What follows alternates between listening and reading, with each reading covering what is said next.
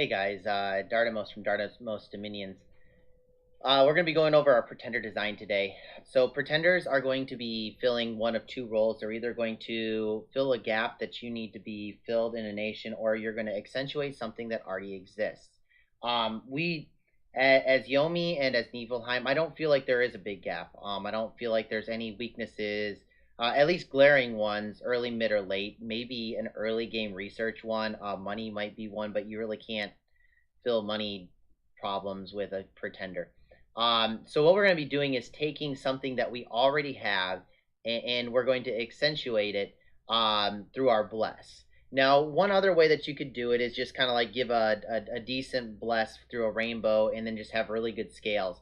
But it's not really something you do with giants. Giants, you want a solid bless. So we're gonna look and see, what do we want. Do we want, we could still do the rainbow. I don't think it's I don't know if it'd be the best one, but we could do that. Or we could go with a solid tanky build, or a bless that aimed at a couple of our units.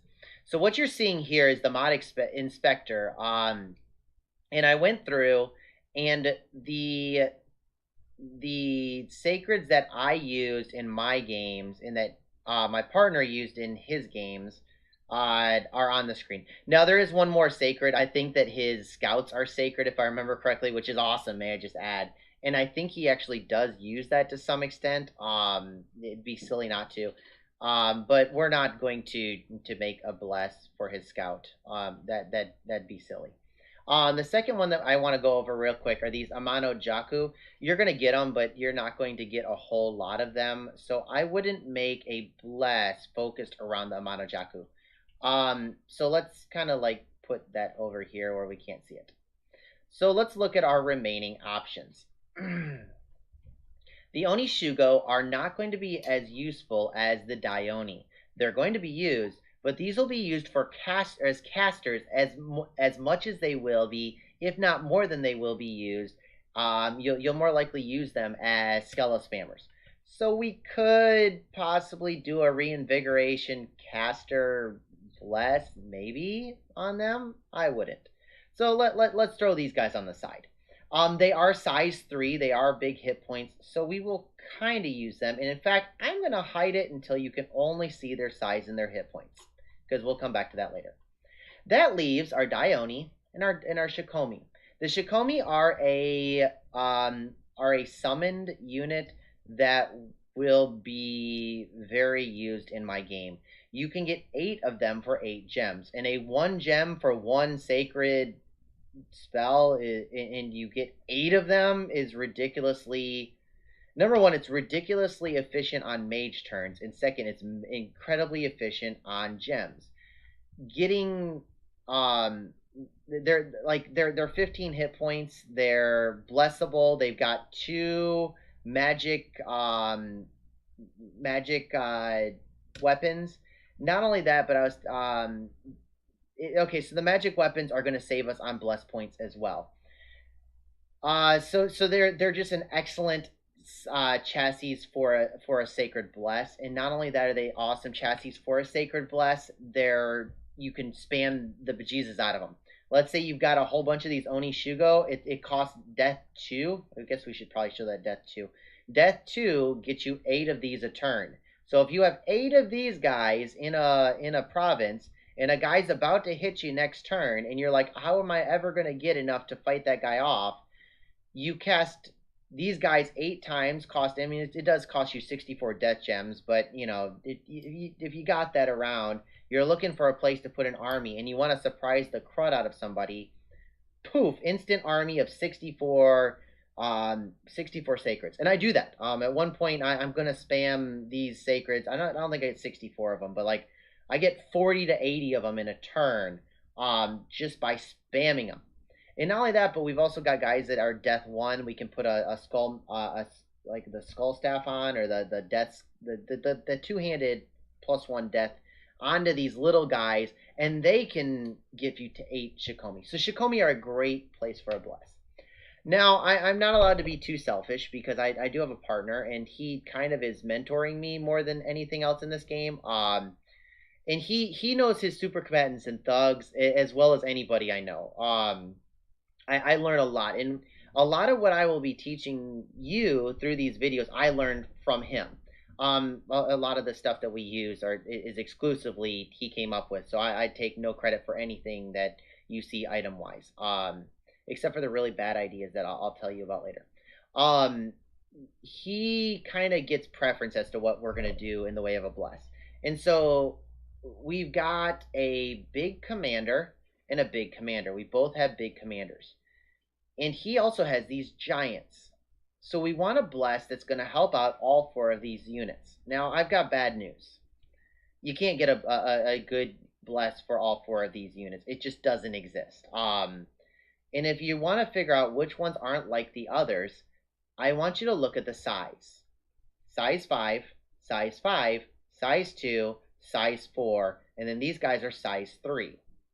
Which bless or which one is not like the other? Well, sadly, the Shikomi are gonna have to go away. We are down to Dione, Neefle Jarls, and Neefle Giants. Now, that's not to say I want to ignore these Shikomi, and I'm going to look at a bless that might be good for them. And let me just tell you that if I didn't have these guys and I didn't have these guys, I would probably look at a bless that was more beneficial towards the Shikomi and the Dione, rather than just exclusively looking at my Dione. And that's what kind of stinks, is I'm in a precarious situation, because you need to realize that my bless is going to be focusing for me, not on my partner, but for me, my bless is only my Dione. So if my Dione die, I'm gonna cry, a lot. I need to keep my Dione safe. And when my Dione die, not if they die, they will die. I know this because I remember the tears. When they die, it is going to be disastrous. I will lose. If you take my turn count and divide it by 2, and 1 over that number is my total strength that I lose, pretty much.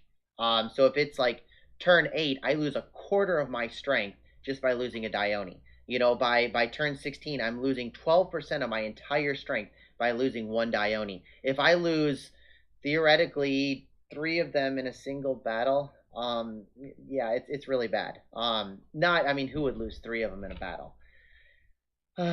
So, we've got, I need to keep these guys super safe, because if I lose them, I'm losing my bless, which we're putting a lot of our points into. Whereas my partner is also getting the benefit of his Neefle Giants. Now, these guys are still incredibly expensive. 3 of these guys cost as much as my Dione. So they're a little bit easier to make. So that's one nice thing, is that he can kind of spam these, I guess. Kind of. With their size, their resources, it's kind of hard to spam them. But he should be making about 3 a turn, whereas I can make only 1 of these guys every other turn. So he's gonna have a lot more of these than what I do of these. Probably more than 3 times, maybe. I don't know. I've played around with Neefle a little bit. I watch what he does, but I'm not well enough versed. But he should have a bunch of these Jarls. He should have a bunch of the Giants, and he might even have a Scout or 2 that goes around and does Scouty things. They can go invisible and raid. So he's probably got even a couple Scouts. I should probably talk to him and see if he wants some like stuff for his Scouts to go a raiding with. That reminds me. So, but yeah, so we've got these 3 units, and what normally works, or let's talk about how I'm going to use these guys. My Dione need to survive. If they survive, they kill whoever. Like if it goes to like turn 20, I'm going to win, because I slowly whittle them down while I survive. So I want something that takes my tankiness and then makes it even more tanky, so that if I get an unlucky hit, which will happen with super combatants and which will happen with thugs, that I don't die from that unlucky hit. And he wants the same thing for his guys. So let's talk about the 4 ways that you can die as a super combatant. Number 1, my one weakness, damage. If you take too much damage, you die. And so, how can we mitigate that? Well, we're going to go over and we're going to mitigate that. And I'm going to move over to the game. The way that you mitigate damage is either through protection or through regeneration. And you've got a couple options for that. You can use hard skin, which I think is a waste. I think you can use larger, which will give you more hit points. Um, and I'm trying to think there might be some other stuff that you could use as a protection base. But the common one that you use is regeneration. At least common for us. I like regeneration. I think it's one of the strongest in the game. I heard that it was stronger in Dom 4, but we want to use regeneration. Bring mine down.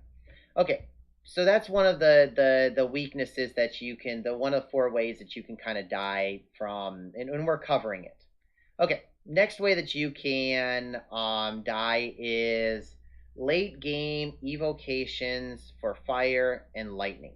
They're pretty damaging, and I think there's cold in addition. It's another area that you have to fill, but there's an easy way to get at least two of those covered, and that's fire shock resistance. And this even is early.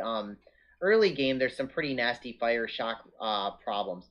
And not only that, it covers a weakness of my partner.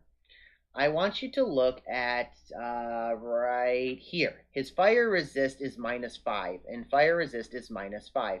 This covers that fire resist because the way that you kill Niflheim is to just make things hot, and that kind of kills him. Well, this covers one of those problems. So we covered 3 different ways. The last one is magic resist, and if you look at it, we've got 18 magic resist. I'm gonna kind of ignore that on these guys because they can get their magic resist in other ways. The best way, in my opinion, to kill Neefle Giants is to spam Soul Slay, and we're gonna go to this. We're gonna look in Soul Slay real quick. Soul Slay. Soul Slay requires Astral 3. And I'm not going to go into the details, but just so you know, you can get from Astral 1 to Astral 3 without any items. You just cast spells. And you can get to Astral 3 just by having an Astral 1 guy. That means you can spam Astral 3 guys, and you can spam Soul Slay. Now, it's expensive and it's harder to get into, but it is possible. And it's a way that he can lose an entire army of these guys just by one spell being spammed. It does 999 damage, and it requires an MRN roll, a magic resist negates. So let's go over magic resist 15. So I'm going to go to this other site, and I'm going to type in, sorry, I was doing 21 for my super combatants earlier, 15. That means 4 of his little S1 guys can, on average, kill 1 Neefle Giant. That means 4 of these guys, just 1 round of combat, 150 gold worth of damage. 2 rounds of combat, 300 damage. And let's say he's got 12 of them. So you're looking at 450 gold worth of damage per turn against us. This is unacceptable.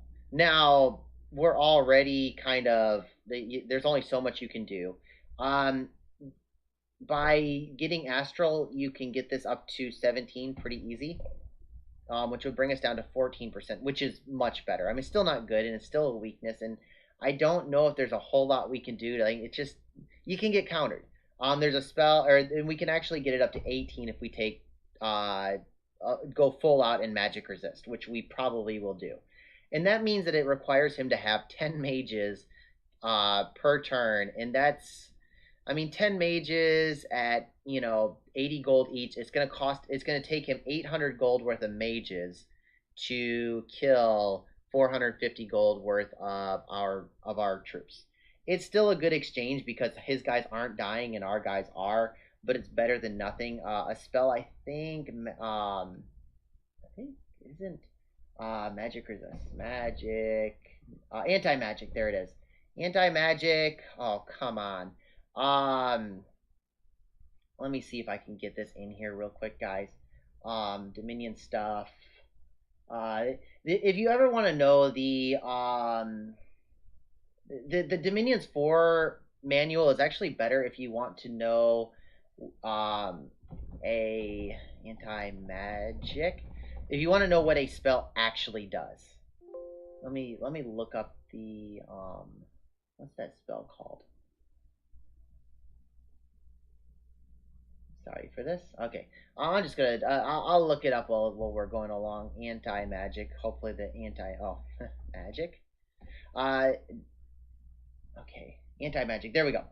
Increases the magic resist of all friendly units by 4. And this is the difference between the Dominion's 4 manual and the Dominion's 5 manual, by the way. Thank the Dominion's 5 manual writer for this. He thinks that being vague somehow helps the players. Let me just tell you, I like knowing that it specifically raises it by 4, because then I can come into this calculator right here and I can say, now my magic resist is 22 and 3%. That pretty much makes his Needful Giants completely resistant to Soul Slay. It not completely, but it does a good job. So anti-magic plus 3 points will protect his Needful Giants. That's not to say anything about our Onishugo, who started 18. We're covering yet another base, and that's where we get to how will these guys die? Well, what's going to happen is we're going to show our hand. We're going to kill something, maybe a province, maybe it's PD, maybe we're killing an army, and he's going to see our they're going to see our super combatant, and they're going to say, how can we kill this? And then they're going to make something that kills my guy. By covering bases through our bless, we give them less tools that they can use. Now they can't use, they could use fire, or they could use magic, but it's going to take more of it, or it's going to take pen items, or they're going to have to throw more tools, and they're going to have to invest more into killing our guys. And that's what we're hoping to do with our bless. Saying all that, and kind of going into the basics of super combatants, and by the way, I didn't know anything about this. He was playing. I played my partner. He was Niflheim, and I was EA Airmore. And the only way I won was by spamming gladiators. And like, this is my first game, guys, and I just got wrecked. In spamming gladiators and spamming chaff and just spamming whatever I could throw up against them was the only way that I was able to win. And I was lucky. I was lucky that I found a solution. The other guys in the game didn't. He used these guys to systematically wreck every other new player, and they just had no solution. He finally realized that I was too tough of a nut to crack, and he made peace with me, and then he went over and he wrecked every other player in turn until he just conquered the entire world doing this. And I can't remember if I've done this video like 3 times. I gave him this nation because we had finished the other game, and he was kind of sad that we called the game early. He wanted to play around and kind of toy with us, and I was like, please don't do that. Just, let's go do a game together, and you can teach me how to do these thugs and teach me how to do these super combatants. And that's what I'm doing now. I'm learning from him how to do them, and he's getting to play his EA Niflheim, and he's happy, and I'm learning, so I'm happy. And hopefully you guys can get something out of this as well, which makes me happy as well. So all that to say, welcome to Dominions. Let me get to this screen myself. So we're talking to fire, shock resist, we're talking regen, and we're gonna add where is it? We're gonna add I want to say I did major and minor. I know we did think about magic weapons, but thinking about it, all of our guys, his Needful Giants don't have magic weapons, and that could come back to bite us. It hasn't so far. Well, has it? I can't remember. I think, and it might have came back to bite us, but long and short of it, we don't really need it. It's just, it is what it is. And then the last thing is that I kind of wanted to throw a bone at my Shikomi, and in doing so, I kind of threw the wrong bone, and I realize this now. I was like, hey, why don't we do Blood Surge? Because if those Shikomi meet a stack of units, they can just wreck into them. And the moment they kill one guy, each of their attacks, and they get 2 attacks, each of their attacks now becomes like a super attack. Great idea in theory. It doesn't really work out in practice because Shikomi will normally kill what they kill anyways. What would have been a better one is Blood Bond.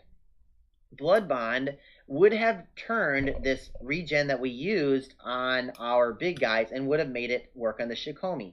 Because each of the Shikomi, if they would have taken 5 damage, which wouldn't have killed them, that 5 damage would have been distributed to the other Shikomi.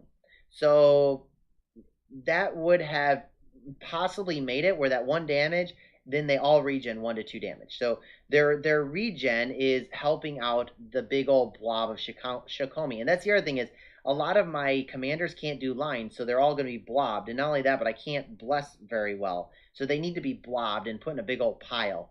So the guys behind, the Shikomi in behind in the block formation that aren't actually fighting are taking some of the damage from the front line and regenning it. I think that Blood Bond would have been a better bless. Not only that, but we need to go incarnate anyways. The regen, we don't want to lose those Dione from the beginning, so we need that regen right away just to play it safe. I don't want to lose those Dione, and I really don't want to lose 3 of them either in the same turn. Okay, so we take Blood Surge instead. So I want to take 5, at least 5 candles so that he can make 5 Needful Giants if we need it. We're going to take Turmoil 3 because I get more demons if I take Turmoil 3. By the way, this works the same with Pan. If you're taking Pan, take some Turmoil just so that you can get some of your main ads every single turn from your Pans. The more you have, the better off you are. You could argue whether Turmoil 3 is really worth it because I think it is, but that's kind of, some of these nations really require Turmoil 3. In addition, if you're going Turmoil, you might as well go Luck, because if you look at the little luck scales, there's more events the more Turmoil you get. With 21% events, this will give you your national heroes faster. And if you're playing with the enhanced heroes or I think it's enhanced heroes, better heroes. Hold on, guys, my son's awake. I gotta go get him before he starts screaming. Hey, Goob, come here. Come to Daddy. Yeah. Okay, dude. You gotta say hi though, okay? If you're gonna make Daddy get up in the middle of his video, you gotta say hi. Say hi. Good job. Now you can go back to bed. Okay. So you're more likely to get your national heroes, and if you're playing with anything that adds heroes, it helps you out with that mod pack. There's a lot of games that play it just on average. So going Misfortune means that you miss out on that entire mod, and everybody else is getting that mod. So at this point, I don't see why you want to go Misfortune and miss out on all those paths unless your national heroes really stink. Which, I mean, I guess there's some nations that they're not great, but a free mage and free paths, and I just don't know why you'd go Misfortune at this point. I always looked at it as the good events and the bad events, but now that I've gotten a bunch of games underneath my belt, and I think I'm on like my 8th game or something like that, I don't see why you would miss out on those national heroes. So I would at least go neutral, but since you're going Turmoil, let's have events out like crazy and have all those events be ridiculously good events. And there are events that only happen when you're Luck 3, and they're only happen when you're Misfortune. And you're gonna find out, or you're gonna see in my game, that I really end up abusing this Luck 3. And I think that Turmoil 3, Luck 3 are two of the most synergistic,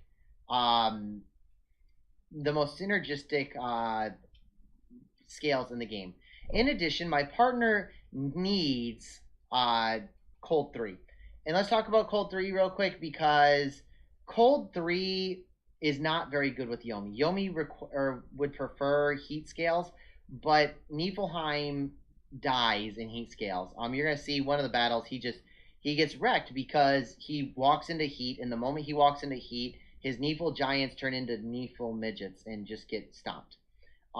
So as it is right now, we've got Turmoil 3, we got Cold 3. I'm going to get 0 income. My income's at minus 12%. And on that, I've got 3 other scales that are going to be how I can play with my build. This is the build I want. And we're going to go back to the website. And do I have this one up? Of course I don't. Let me go to Pretender's Calculator. So we're going to go into EA Yomi. Yomi, where are you? And sorry guys if you can kind of see this in the background. I'm going to try and make it so I can see what I built. I want Earth 5. I want Nature 7. I want Star Power 4. uh, in Blood 4. Sorry, guys, it's getting late. I can't remember exact names. Astral. Yes, Astral starts with. Oh, that's right. Air starts. Never mind. Okay, so Dominion 5. We want an Awake Pretender.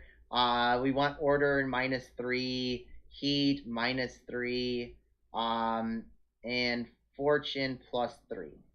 Okay, and we're gonna look up here, and we're gonna see that our best option is a monolith, which is awesome because my partner only ever takes monoliths, and so monoliths also are really good chassis. You can, because they have this astral just kind of built into them, and we're gonna take astral anyways. You can pretty much teleport and or this monolith anywhere, and I say pretty much because there are places you don't want to teleport them. Um, and these guys can wreck an army. I remember I was playing against Yes, and they were sieging my partner, who's actually the same partner as this one. Um, they're sieging one of his forts with something like 50 Movark knights, which is, I mean, an outrageous number of Movark knights. I don't know why he's sieging with 50 Movark knights. You should get your chaff to siege and kill with Movark knights, but either way, Movark Knights are sitting there, and they're just, I mean, he can't do anything. He's M.A. Scaleri, and he doesn't have the pass necessary, and he didn't build enough chaff necessary to kill this many Movark Knights, and they're an extremely powerful unit. I dropped that monolith in there, and they just can't kill it. And it ends up killing 50 Movark Knights just by dropping a monolith with, I mean, it's pretty much the same build. I didn't have blood, but pretty much the same build. And I mean, it was disgusting that this guy could just, and it wrecked him. I mean, he was gone. I mean, for all intents and purposes, he was almost out of the game just by one drop by a monolith. So these monoliths are very strong. I would say I almost like these monoliths better than the super combatant builds just because they have better paths, they have better dominion. But the downside is that they can only carry like I think it's one accessory, so they're pretty easy to counter. And unless you put them someplace safe, um, they're kind of a liability. Because remember, if these guys die, I lose my regen, I lose my fire shock. So it's a liability, but it's also, I don't know. I think it's a very good build. And we're gonna have monolith duels. Somebody else in this game also takes monoliths. They do monolith drops. So we'll see monolith duels, and you'll get to see the power of the monolith. If one of your games doesn't have a monolith in it, and or the person doesn't know what to do with it, monolith drops are really cool, and we'll be seeing them. So we're looking at this, and -30 points means that we have to go -1 scale. Now, the ideal for a long term is to go growth 3. Um, but that would mean I need -2, -2.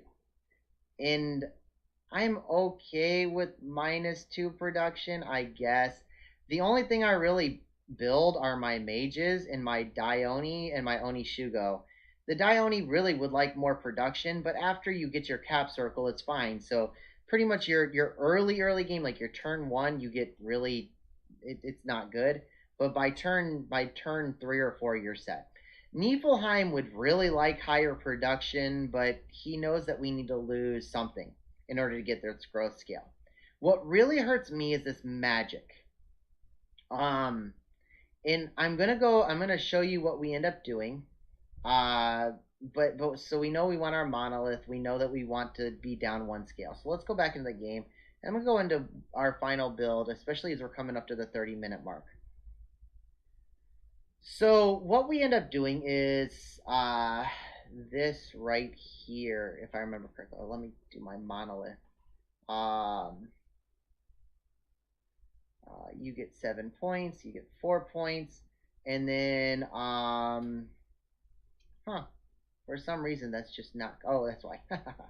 There we go. I think this is our final build right here. And the reason that we do this is that we have to give up this growth. Growth 3 is better, especially since I'm already having huge income issues. I mean, that alone would be another 4% and almost get me to even, which is kind of nice. But we have to do it this way. The reason is that this bad at research. And I know the last episode I said, it's not really bad at research, but until you get the snowball rolling, until you can get your chassis, the early research kind of hurts. And I guess looking at it, I guess, I mean, since you're using mostly items anyways, I guess we could have probably gone Drain 2. I guess looking at it, we probably should have gone Drain 2. I would not go Drain 3 though. The other nice thing that's about Drain, and it doesn't talk about it, is it gives you magic resist in your land. And our magic resist is already pretty low on our demons, and we've already talked that magic resist is kind of one of those things that it's a weakness. So getting Drain 2 would have probably been better, but I mean, we couldn't get the research items out fast enough. So we figured this would be the way to go. We lost a point of growth for it, and I don't know. I guess it's debatable. And I guess that on that point, let me know what you guys think. Should we have gone Drain 2? Should we have gone Drain 3 and just been like, yeah, let's get a little bit more production or something? I don't know. Let us know. Let me know what you guys think in the comments. Let me know if you guys think that Blood Surge would have been better if we would have, I don't know, gone Blood Bond and then, I don't know, just gone something like that's really nice. Not gonna lie, that's kind of nice. Or yeah, Blood Bond. Oh, that's why I didn't actually spend the points. Gone like that. That's not a bad option right there. Losing one scale for Blood Bond, which looking at, I like that too. But let me know what you guys think in the comments. I'd like to know what you guys think. I kind of liked what happened with us. I liked the results, but doesn't mean that we couldn't have done better. So I hope you guys enjoyed it, and we're gonna go into turn 1 on the next episode. Probably do the first couple turns. And yep, I'll see you guys then. Have a good one. Bye.